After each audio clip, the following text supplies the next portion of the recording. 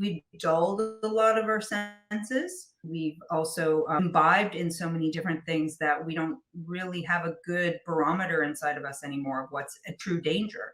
Plus, we watch all sorts of things that might be violent on the television, and then that too desensitizes us. So we don't know, you're supposed to run from a violent crime. Instead, we're sitting down eating popcorn, watching violent crimes, and desensitizing our reactions. So we're sort of get haywire with these things. And that has implications on the body and our mind and our sense of general well being. But beyond that, I mean, we know a lot of these chemicals, which I can go through, some of the names of them if people want to look them up. But the chemical cascade builds in our body. It actually stays in our blood, and it can go through inhalants, but also through the skin. So if you're washing your clothes in that a toxic fragrance, and it's more than fragrance, it's the binders and all the other things they add, that can be absorbed by the body. And they're finding these things inside the blood when they've done experiments where they've taken the blood of people and looked what's in there.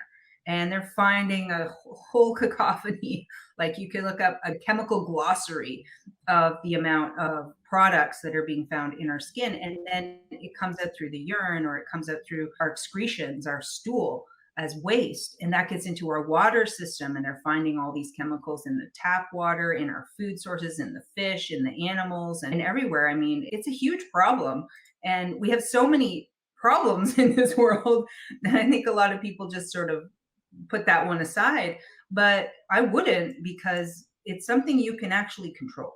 And there's a lot of things in this world that you can't control, but at least in this case, you can make a decision when you're doing your purchases to find something that doesn't have parfum, or fragrance on the label, because they don't have to tell you what that means, right? They don't have to say, oh, that is actually, 50 different chemicals in our parfum, because it's considered proprietary. So they don't have to disclose the information of what their admixture actually is in the product, which right there, if you want to go, oh yeah, my government cares about me, that's like, no.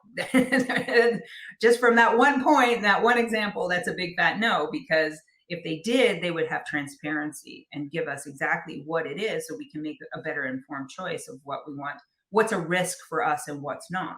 Now, people who are really clean, who detox a lot, and who are strong, they may have different experiences. Sometimes when people are really, really clean, they smell it, their danger signal comes on, and they know it's revolting immediately and to get out of the area. And I think that's how we're meant to be.